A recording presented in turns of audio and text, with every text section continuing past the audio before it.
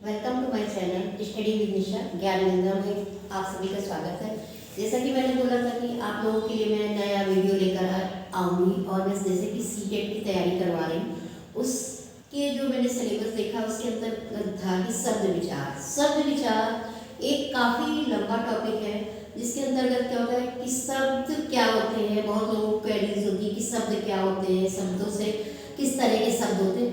आज मैं इसी पे मैं अपना वीडियो मैंने तैयार किया है। ये आप लोगों के लिए बहुत ही हेल्पफुल होगा और आप लोगों को सही सही जानकारी मिलेगी। अब हम चलते हैं अपने टॉपिक पे कि शब्द विचार होता क्या है। देखिए, जैसे कि मैंने पिछले वीडियो में बताया था कि वर्णों के मेल से शब्द बनता है। पद में भी बताया था कि शब्द और पद के बारे में बताया था, वर्णों के मेल से शब्द बनता है। अब शब्द क्या होते हैं, कई तरह के होते हैं, तो लेकिन हम इसकी व्याकरणिक भाषा में शब्द होता क्या है हम इस तरह से भी कह सकते हैं। वर्णों के सार्थक मेल को शब्द कहते हैं या वर्णों के मेल को शब्द कहते हैं, लेकिन व्याकरण में हम लोगों को व्याकरणिक परिभाषा भी देनी पड़ती है। इसके लिए हम इस परिभाषा पे चलते हैं। शब्द निर्माण कैसे होता है? वर्णों के सार्थक मेल से शब्द निर्माण होता है। जैसे कि क म ल, अगर हम ल म का लिख देंगे तो ये हमारा कोई शब्द नहीं होगा, ये इसका कोई यूज ही नहीं होगा।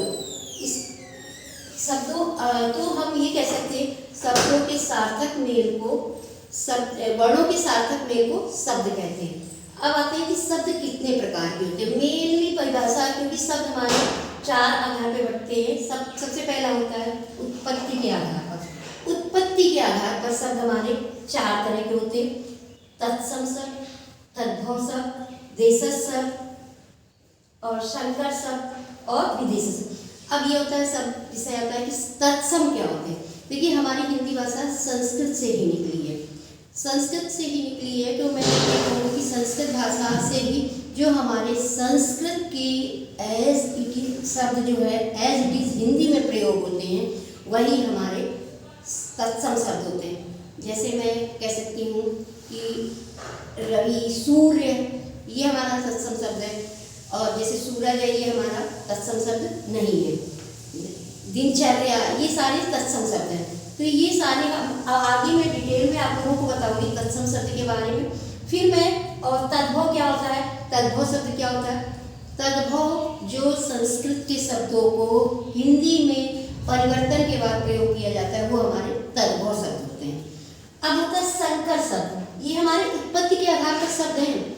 उत्पत्ति के आधार पर, जैसे कि अब संकर शब्द क्या होता है, दो भाषाओं के मेल से, यानी एक हमारी हिंदी भाषा है और दूसरी हमारी किसी अरबी भाषा से ले लिया या हमने अंग्रेजी के शब्द ले लिए, वो हमारे संकर शब्द होते हैं। जैसे कि रेलगाड़ी, रेल तो हमारा अंग्रेजी से बना हुआ है और गाड़ी क्या है, हमारा हिंदी भाषा का शब्द है। तो हमारे ये संकर शब्द होते हैं। अभी मैं बहुत डिटेल में नहीं जा रही हूँ, इस टॉपिक को कवर करने में 2-3 दिन लगेंगे, इसलिए मैं केवल आज मैं उत्पत्ति के आधार पर ही बना रही हूँ। अब तीसरा हमारा था विदेशज शब्द।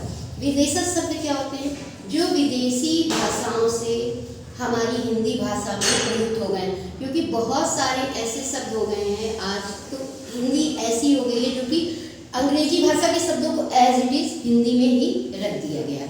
अब दूसरा हमारा आता है रूढ़ शब्द। दूसरा हमारा रचना के आधार पर आ जाता है।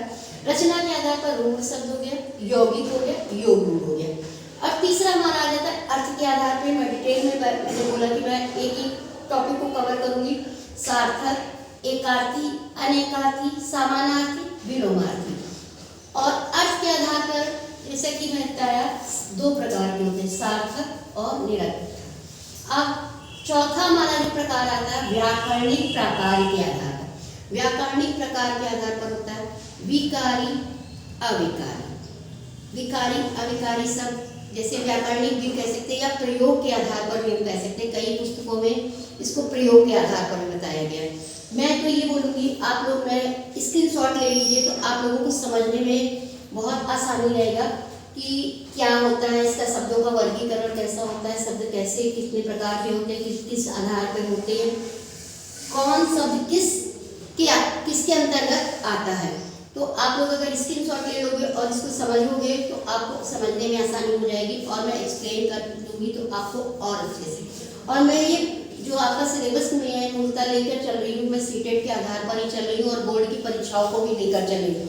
तो इसलिए मैं यही कहूँगी कि आप लोग इसको बार बार देखिए और बार बार समझिए, और जो भी प्रॉब्लम आ रही है उसको मेरे कमेंट्स बॉक्स में डालिए, तो आप लोगों का सारा चीज़ें समझ में आ जाएगी। तो आज का वीडियो मैं बहुत लंबा वीडियो, मैंने पहले भी बोला था मैं बहुत लंबा वीडियो नहीं बनाती हूँ ताकि आप लोगों को बोरिंग ना लगे। इसके साथ ही मैं अब इसी टॉपिक को मैं कवर करते हुए दूसरा वीडियो बनाऊँगी। धन्यवाद।